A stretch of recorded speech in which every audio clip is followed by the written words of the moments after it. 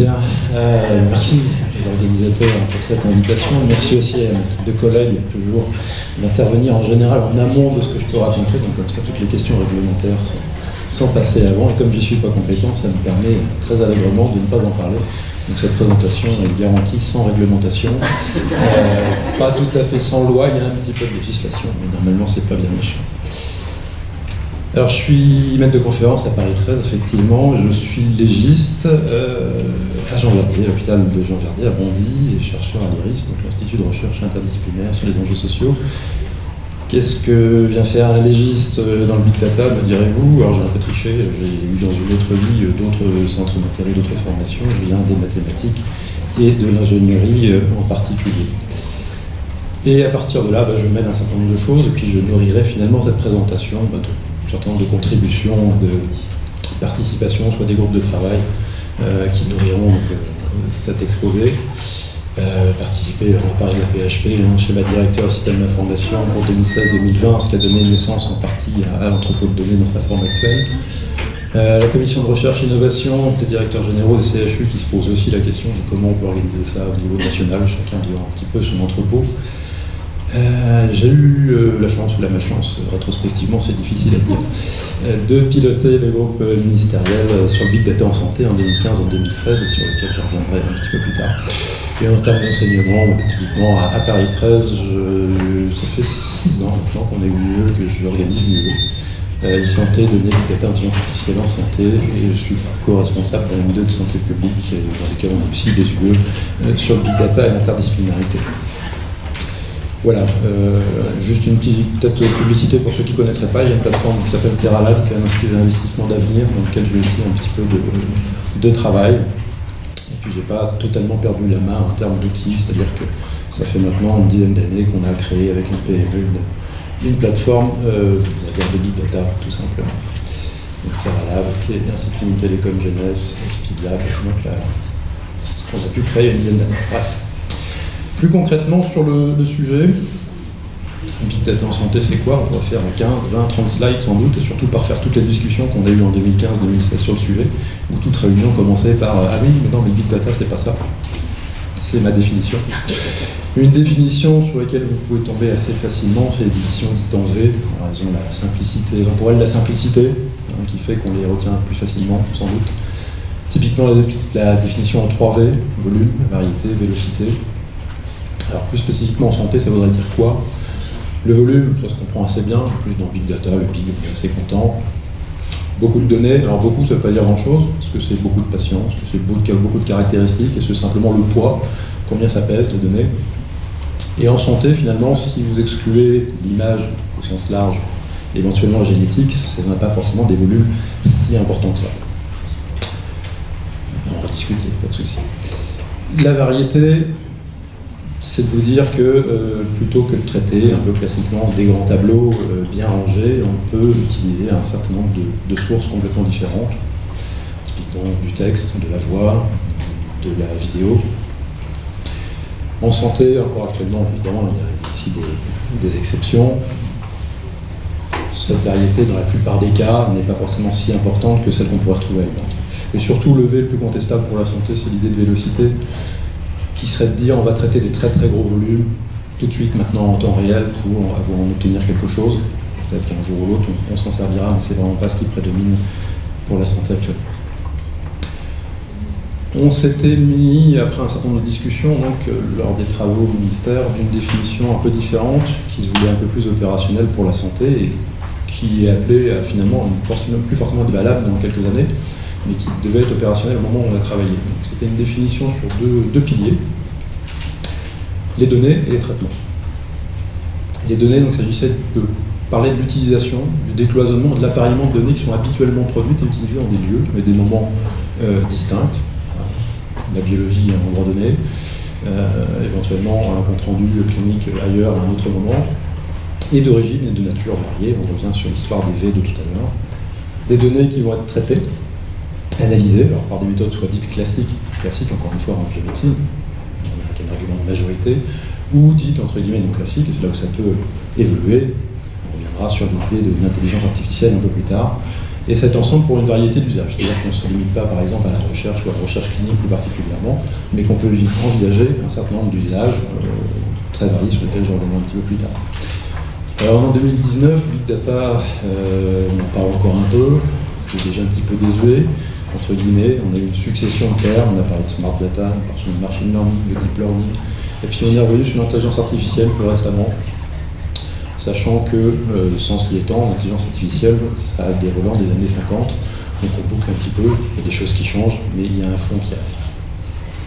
Si on veut simplifier un petit peu, on a beaucoup parlé de données tout à l'heure, et effectivement, pas de données, pas de traitement de données, enfin, on est bien d'accord, ça va être compliqué.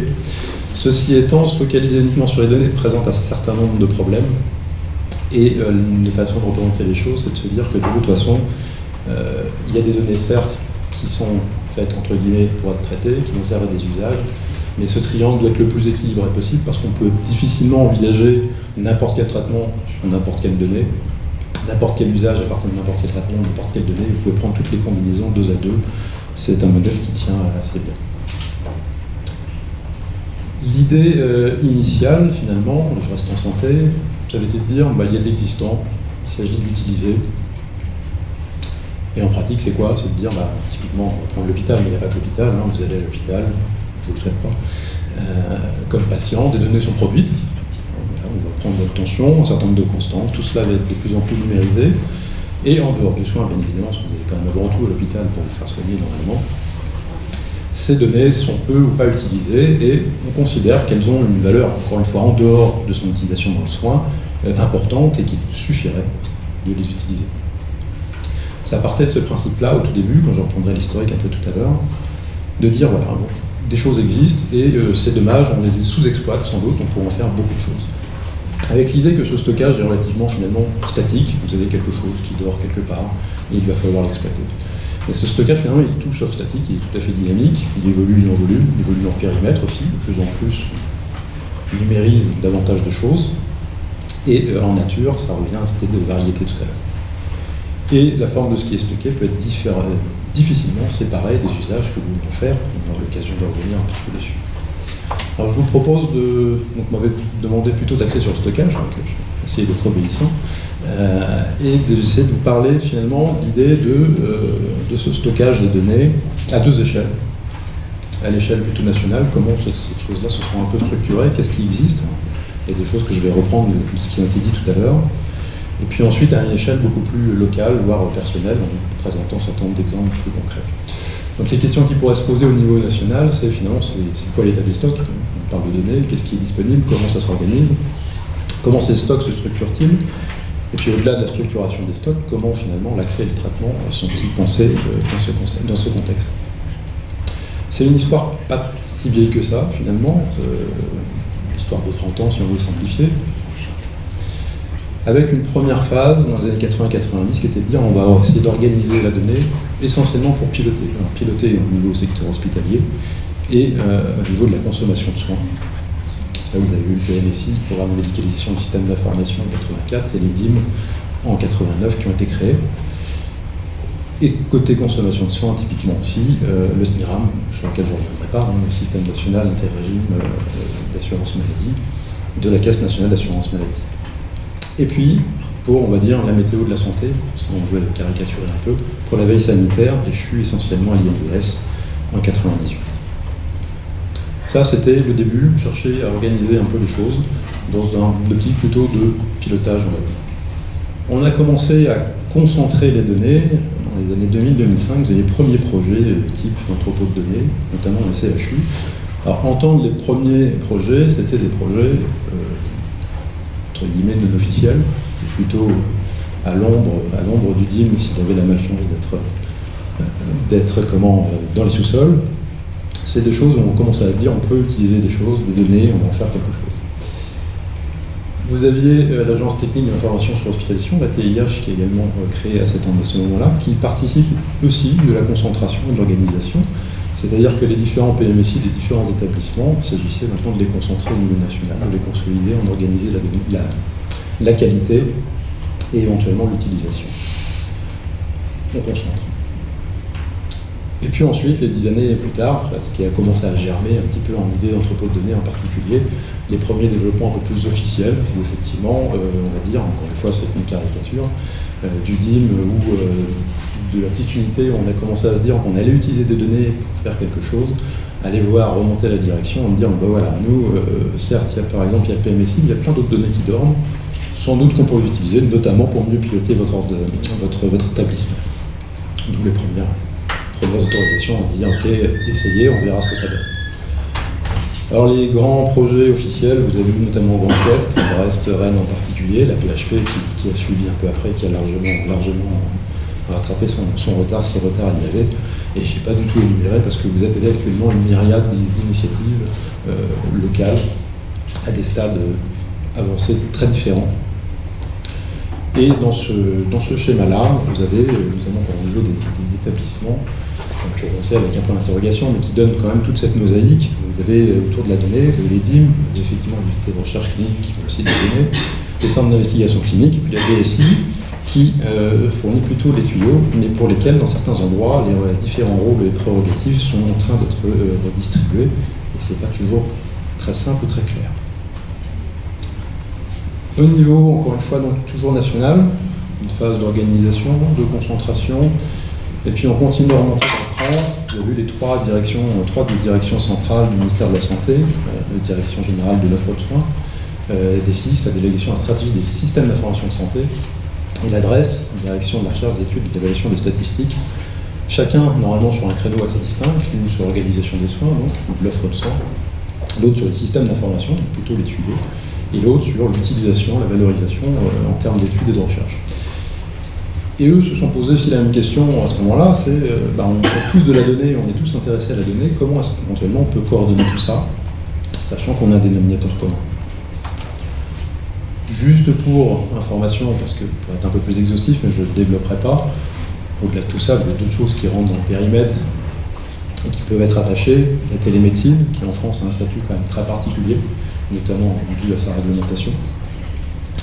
Les cohortes, on en a parlé tout à l'heure, qui sont évidemment des pourvoyeurs importants et qui ont continué à se développer avec constance dans les dernières entrées. Et le DMP, alors qui n'est pas le plan du coup de gestion de données ici, mais le dossier médical partagé, alors qu'il y a une histoire au minimum heurtée, même si vous avez été un peu curieux ou sensible à la communication de la Caisse d'assurance maladie, depuis quelques semaines, vous pouvez créer vous-même sur le site Amélie votre DMP. On verra s'il sera utilisé ou garni au fur et à mesure. Au-delà de cette période de concentration, il y a eu une accélération. Alors je ne reprendrai pas tout, parce que ça a été dit en partie par les collègues auparavant. Au niveau de la donnée, de façon pas focalisée sur la santé, mais la donnée en général, vous avez effectivement en 2014 la création d'Etalab, qui est un service interministériel, notamment dans la mission de promouvoir l'open data, et puis la loi Le Maire, dont on a parlé tout à l'heure pour la République numérique. Plus spécifiquement sur la santé, en 2014-2015, il y a eu création notamment d'un poste spécifique au cabinet du ministère sur la santé et le numérique et qui a débouché sur la demande justement d'un groupe de travail sur le big data en santé, avec en parallèle, de façon quasiment simultanée, le groupe de travail sur la génétique génomique, cette fois-ci sur les dépôts sous l'arrêt. Demande du Premier ministre, qui était la mission Lévy, qui a donné le plan France génomique 2025. 2016, ça a été dit aussi tout à l'heure, la loi Touraine, avec donc la création dans la foulée en 2017 donc, du SNDS, Système National de Données de Santé. Juste pour rappel, comme l'a dit Frédéric tout à l'heure, Système National de Données de Santé, dedans donc le PMSI, on a vu un peu la généalogie tout à l'heure, le SNIRAM, encore dans cette logique de concentration finalement, le CPDC pour les causes de décès. Et alors j'ai hésité tout à l'heure finalement l'échantillon de l'INSEE. Et dedans, non, toujours pas. Bon, théoriquement il devait y avoir un échantillon de la population générale de l'INSEE. Il me semblait que ça avait été retoqué, effectivement. Donc on est vraiment dans cette idée, vous voyez, on a remonté jusqu'en haut de concentration. Et puis en bout de chemin, maintenant que finalement on a essayé d'organiser un peu ce guichet plus ou moins unique, cet endroit, ce lieu inévitable, entre guillemets, on s'intéresse un petit peu plus à l'organisation du traitement, avec en partie le volet santé de la mission d'UDANI sur l'intelligence artificielle. Et puis, ce qui a été esquissé tout à l'heure, la mission de préfiguration Health Data Hub, toujours sur la direction plutôt de l'adresse du ministère de la Santé. Qui entend, alors c'est pas encore très clair, normalement Health Data Hub, c'est juin 2019, on doit avoir une première forme à peu près opérationnelle, vraiment opérationnelle, pouvant héberger des projets. Mais pour l'instant, son périmètre n'est pas tout à fait stabilisé. Est-ce que c'est un SNDS bis? Est-ce que c'est censé grossir le SNDS? Finalement, c'est encore pas tout à fait très clair. Le retour sur ce qui avait pu émerger des travaux sur Big Data en santé, ça avait été de se dire, on avait été interrogé sur, très bien, on parle de Big Data en santé, il faut se mettre d'accord sur ce que ça représente, c'est quoi, qu'est-ce que c'est, comment on peut le définir, mais admettons qu'on soit d'accord sur ce que c'est, à quoi ça sert? Qu'est-ce qu'on en fait? Et une fois que vous nous dites à quoi ça peut servir, expliquez-nous, trouvez-nous sous quelles conditions ces usages peuvent prospérer, subsister, conditions sociales, techniques, juridiques, éthiques. D'où un ensemble d'actions derrière, la saisie de CNIL ou du Conseil consultatif national d'éthique. Les trois acteurs dont je vous parlais tout à l'heure qui sont retrouvés, toujours au niveau de, ok, on a des missions, trois missions un peu différentes, DRES, DGES, D6, et la donnée au milieu, comment on coordonne tout ça. Et plus spécifiquement, un certain nombre d'entretiens individuels qui avaient été réalisés et des focus group également.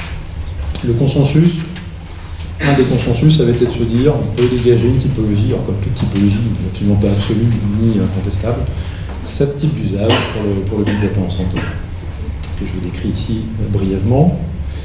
Encore une fois, c'est une typologie, elle est discutable, mais elle était assez stabilisée. Un usage qui serait de dire, il y a un usage d'aide à la décision au sens large, thérapeutique, diagnostic, un certain nombre de choses que vous pouvez imaginer, mais typiquement, spécifiquement dans le contexte de la relation entre un professionnel de santé et un patient. Et son pendant, qui serait aussi un usage d'aide à la décision, mais hors du contexte de ce lien entre le professionnel de santé et le patient. Pour faire ça un peu rapide, on serait plus dans le domaine de ce qu'on appelle par exemple le bien-être, le coaching, ce genre de choses. L'usage de recherche auquel on pense assez facilement, avec deux faces, à se dire que le Big Data, ça peut être un outil, effectivement, qui peut nous aider, mais également un objet d'étude. C'est-à-dire qu'est-ce qu'on peut attendre, quelle confiance peut-on avoir notamment entre les traitements type Big Data en termes de production. Les usages de vigilance, vous pouvez décliner, épidémiovigilance, matériovigilance, pharmacovigilance, l'extension de l'IBS, finalement, tout simplement, toutes ces prérogatives. De gouvernance et de pilotage, mais à toutes les échelles, en caricaturant encore une fois, de votre cabinet de ville jusqu'à l'État en passant par les ARS.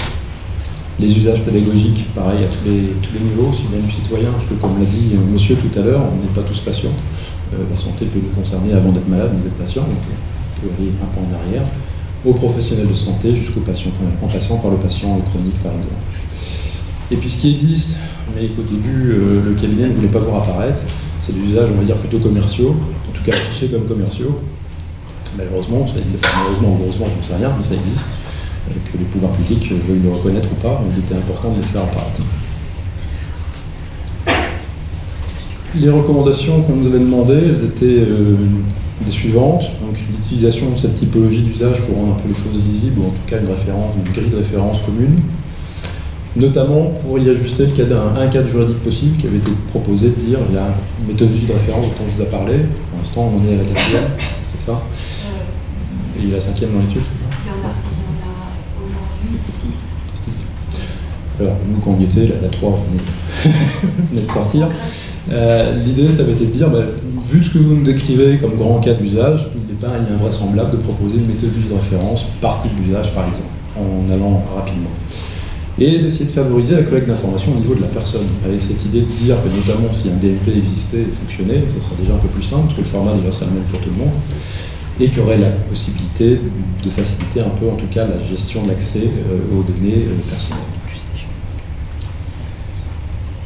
Un peu plus sur l'idée de stockage justement et d'accès au traitement, il y avait une notion centrale qui était celle d'intermédiaire de confiance, que je ne peux pas détailler trop ici, mais l'idée est assez simple, de base en tout cas, c'est d'organiser justement la rencontre entre les personnes qui voudraient utiliser les données, qui voudraient les traiter, et les sources de données, qu'elles soient centralisées ou non. Avec notamment à sa disposition un catalogue de données dites qualifiées, c'est-à-dire qu'on peut parler de qualité dans l'absolu des données, mais vu la diversité d'usage, et après, l'étape d'après, c'est de se dire que toutes les données ne sont pas forcément adaptées à l'usage que l'on veut en faire. Donc de dire, voilà, vous vous adressez à moi, il y a un certain nombre de données qui peuvent vous être utiles par rapport à votre projet. Maintenant, elles sont plus ou moins adaptées, effectivement, a priori, à ce que vous voulez en faire. Il y a un consensus large sur Une demande politique d'incitation de structuration générale, ça veut dire quoi? Ça veut dire qu'effectivement, dans les CHU, typiquement, tout le monde n'est pas son entrepôt de données avec son système d'information informatique particulier. Des choses que vous pouvez imaginer assez facilement.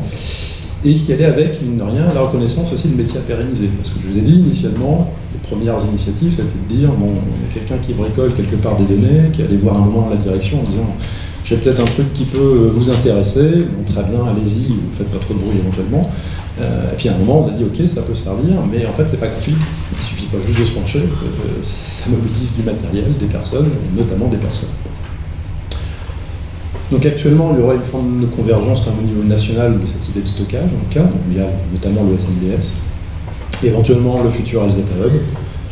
Cette convergence étant destinée avant tout pour certains acteurs aussi certaines données. Tout le monde, ça, je m'inscris un peu en faux, pour le coup, tout le monde n'a pas forcément envie d'utiliser le CNRAM et le PMSI. Il y a d'autres choses auxquelles on n'a pas forcément accès. C'était pour le niveau national, au niveau un peu plus, d'autres exemples, mais je peux vous parler de ce que je connais un peu plus en y étant impliqué. À un niveau plus donc projet, parler par exemple du projet autour du risque infectieux en chirurgie orthopédique. Ça c'est basé sur les 6 CHU du Grand Ouest, plutôt sur un usage d'ADA décision, de vigilance, de prédiction des défaillances toutes causes éco-spécifiques en réanimation d'événements hypotensifs. Ça c'est aussi bien le CHU de Brest que la base de données MINIC, qui est une base de données américaine semi-ouverte, on va dire. Les données de l'entrepôt de données de la PHP. La vigilance et le partage d'informations en ville hôpital concernant les bactéries multirésistantes, qui est plutôt à Brest aussi, et étendue au Grand Ouest, avec l'idée qu'on est plutôt sur de la vigilance et de la décision. J'ai balayé assez large. Sur le risque infectieux, l'idée c'est quoi? Parlons typiquement de flexion instéo-articulaire, donc un genou qui va s'infecter par exemple au décours d'une opération. Pour faire simple, c'est des problèmes qui couchent un certain nombre de patients. C'est quelque chose qui peut évoluer sur un mode chronique, qui n'est pas forcément facile à dépister, pas forcément facile à traiter, qui concerne beaucoup de personnes, mais pas assez, typiquement pour qu'un traitement statistique classique soit efficace. Donc il faut essayer de l'aborder différemment. Et une possibilité, c'était de se dire, il y a quand même de la recherche sur des aspects très spécifiques des infections osso-articulaires, de trouver de la recherche sur l'interaction entre un type de cellule osseuse et une bactérie. L'idée, c'est d'essayer de faire une sorte de méta-analyse qualitative et quantitative de toutes ces interactions. Et une possibilité, ne prenez pas peur, c'est typiquement d'essayer de recenser toutes ces interactions, ce qu'on appelle des agents, typiquement. Là, vous allez avoir plutôt un système militaire, contrairement aux apparences, un système assez simple ici. La bactérie et par exemple les cellules osseuses ici. Donc ça, c'est issu, petite pièce par petite pièce, typiquement de la littérature scientifique.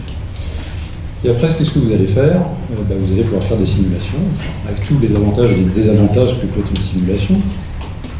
Donc tous les petits points, c'est les agents ici. Vous pouvez regarder évoluer dans le temps. Alors ça peut être un peu hypnotique, si vous avez du mal à dormir, vous pouvez vous mettre devant l'écran, et éventuellement on finira par vous endormir.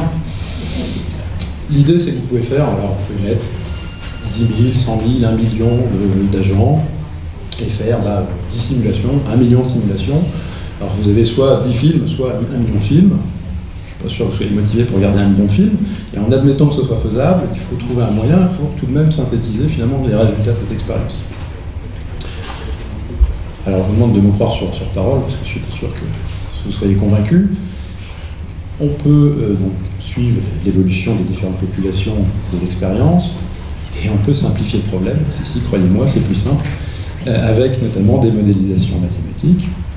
Alors simple, parce que tout ça, c'est pas tout ça qu'on va retenir, c'est une seule case, donc finalement vous allez représenter votre système quelque chose de beaucoup plus, entre guillemets, simple au sens de concis. Et de l'idée que vous êtes passé d'1 million de simulations à des millions de cellules à quelque chose, après à confronter à la réalité bien évidemment, c'est ce qui est fait typiquement ici, vous avez ce qui est lisse, plutôt les résultats de ces simples 2 petites équations qui synthétisent le résultat de toutes vos expériences qui sont plutôt ici. Je ne dis pas que ce serait bien, que ça résume tout, je vous donne un exemple particulier. Typiquement, on est dans du registre où vous avez, je vous dis, des tableaux assez démentiels, vous n'allez pas les regarder à la main, c'est totalement indigeste. Mais en taille, finalement, c'est pas très gros, ça va tenir sur un CD, on va dire, et ça ne demande pas des capacités, sauf si vous êtes extrêmement pressé, assez incroyables. Pour rappel, si vos notions sont un petit peu loin, parce que le CD c'est un peu loin maintenant, le CD c'est 650 MB, un DVD 5 Go et 1 Tera sur le disque dur actuel que vous trouvez aller à 45-50 euros. On n'est pas forcément sur des choses démentielles, a priori. Si évidemment vous voulez étendre à tout un CHU, notamment sur l'entrepôt de données, si vous êtes en train de vous dire, moi j'ai pas envie qu'une trentaine de variables, mais des tas d'autres choses, fatalement, évidemment, vous avez une inflation, et là, en l'occurrence, on passait à quelques gigaoctets, à plusieurs téraoctets, donc on va dire l'équivalent de plusieurs disques durs classiques. Pareil pour les capacités de calcul, c'est pas des choses pharaoniques. Un autre type d'exemple, juste graphiquement, pour vous donner une idée, effectivement, ici vous êtes en réanimation, et en réanimation, vous savez qu'on a des mesures encore un petit peu différentes, notamment les signaux physiologiques qui sont capturés, on le dit pour vos moniteurs. En haut, là, typiquement, sur ce graphique-là, une ligne, c'est un patient, et chaque point, c'est une variable ou un enregistrement. Donc, et ça, c'est juste une coupe, donc effectivement, vous avez un certain nombre de données qui peuvent être enregistrées. Donc c'est l'idée, in fine, et là, notamment sur la PHP, on n'a pas forcément tant de patients que ça, on a 5 000 patients, pardon. À la fin, quand vous aurez sélectionné, il n'y a plus qu'une trentaine de variables, on est parti sur énormément d'enregistrements. Vous êtes sur les données de plusieurs services, peut-être sur des modèles de traitement qui sont entre guillemets pas classiques, vous êtes plutôt sur de l'intelligence artificielle, et des données très variées, donc cliniques, biologiques, physiologiques, etc. Là, évidemment, initialement, la collecte, encore une fois, vous êtes sur la quarantaine, a priori, d'établissements de la PHP, vous n'avez pas forcément sélectionné tout, mais vous avez du volume. Après, une fois sélection, ça réduit énormément. Vous voyez qu'à un moment, quand même, il y a une histoire de boulot. Voilà, je passe un petit peu plus vite, moi sur des sujets qui sont un peu plus spécifiques de mon corps de métier, j'ai envie de vous dire, notamment sur les idées de violence et de retentissement sur la santé des violences.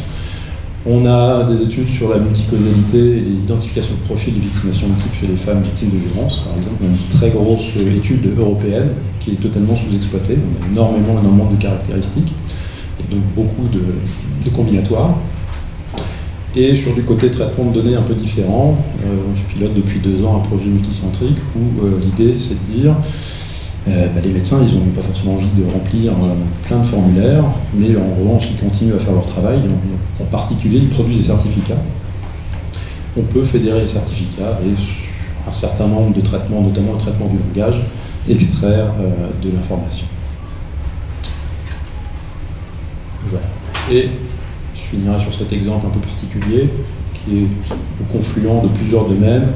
On a un projet avec le ministère de la Justice qui est de se dire, très bien, l'intelligence artificielle et le big data, ça peut peut-être servir notamment en médecine légale. Maintenant, quelle est la pertinence, quel est l'intérêt et surtout, qu'est-ce que ça pourrait changer et qu'est-ce que ça pourrait impliquer. Donc ne pas rester sur l'idée purement technique, mais de se dire en termes de représentation et d'utilisation, notamment auprès des magistrats, qu'est-ce que ça peut changer. Voilà, ça je pense. Si je résume un peu ce que j'ai pu vous dire, sur le niveau national, le niveau un peu plus local, la majorité des projets actuels, ce qui peut être amené à changer assez rapidement, c'est soit sur données plutôt propres, d'un service, d'une unité de recherche typiquement. De plus en plus, notamment la PHP, on va éventuellement vous solliciter pour travailler sur un entrepôt de données, s'il existe. Et puis des études effectivement sur PNSI ou le CNDS de façon plus large. Des projets qui seraient qualifiés de façon, on va dire, le plus évidemment possible de big data, au sens où on va prendre plein de sources différentes, les regrouper, les combiner pour en tirer quelque chose d'original, c'est pas la majorité. Un exemple que vous pouvez trouver, notamment la PHP, c'est de dire, on va essayer de regarder les admissions aux urgences pédiatriques pour problèmes respiratoires, pour dire ça simplement. Et non seulement on va prendre les données aux urgences, les données de consultation, et on va essayer de les coupler aux données météorologiques, parce que vous avez des données météorologiques en Ile-de-France disponibles, des données du lieu de vie au sens du quartier, de qualité d'air, parce qu'elles sont aussi disponibles dans de qualité de façon à peu près correcte en Ile-de-France encore. Là, vous êtes déjà plus dans une perspective de regrouper un certain nombre de données un peu différentes.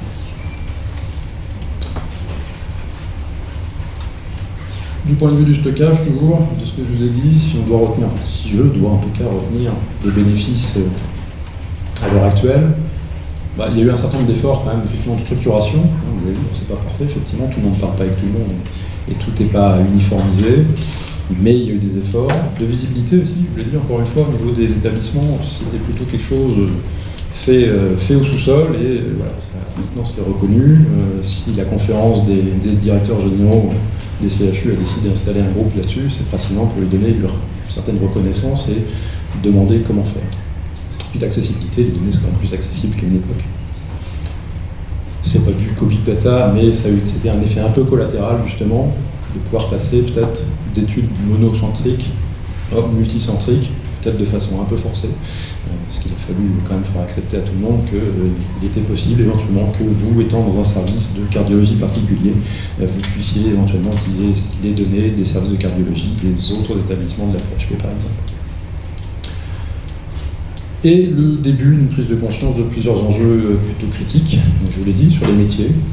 Certes, la donnée, elle existe, elle est stockée, plus ou moins bien, de façon plus ou moins pérenne, mais sans ressources humaines, ça va être compliqué. Le matériel, effectivement, à la PHP, ça se passe pas si mal. Vous avez quarantaine d'établissements, je suis en train de reconfigurer un peu le matériel, mais initialement, on n'était pas du tout dans des idées de matériel, comme on le rêve un peu sur le big data à la Google, on était sur des choses très classiques.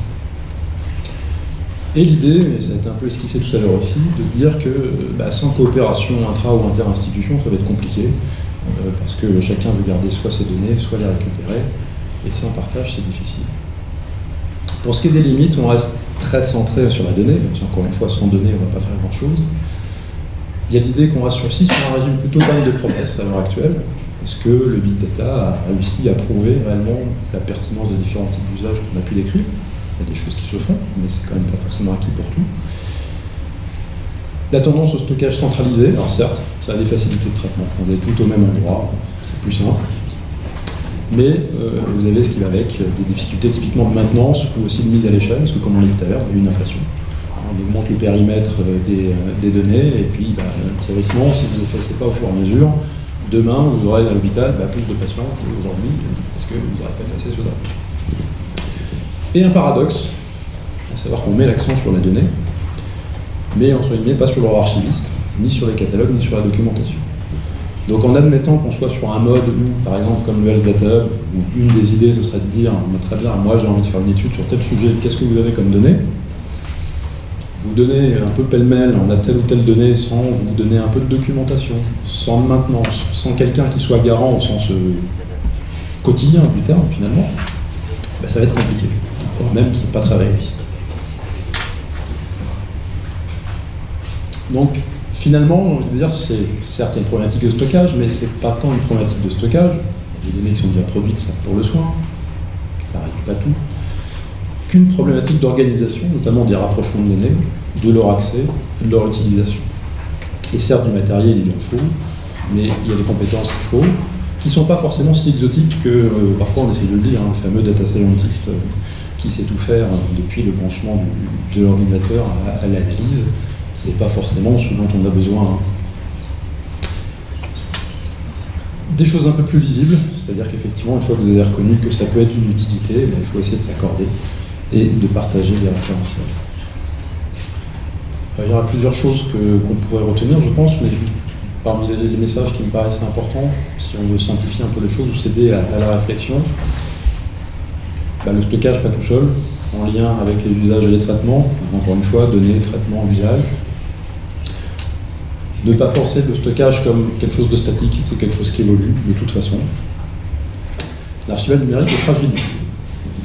On a l'impression qu'on numérise, mais c'est quelque chose de fragile, le format peut évoluer, ils ne sont pas forcément maintenus. Et encore une fois, il y a besoin de quelqu'un pour être au moins la mémoire vivante et la ressource spécialisée là-dessus. Pas penser le stockage forcément cloisonné, mais plutôt penser les modalités de partage, et pas forcément centralisé non plus. C'est un peu l'idée du Health Data Hub, c'est-à-dire penser les flux et les connexions. Et finalement identifier et organiser les circuits, depuis la capture de la donnée jusqu'à son utilisation, et toutes les petites séquences qui peuvent être entre les deux. Voilà, je vous remercie.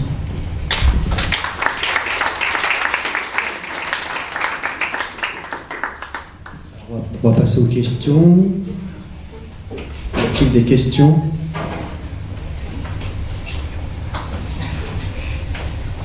Moi j'ai une question qui m'est venue. Est-ce qu'on pense à la commercialisation du big data? Est-ce qu'on est en train de regarder? Mais c'est pas ça, mais c'est peut-être complètement. Qu'est-ce que vous entendez par commercialisation? Pour être sûr. La vente, l'achat, Ouais. la valeur financière.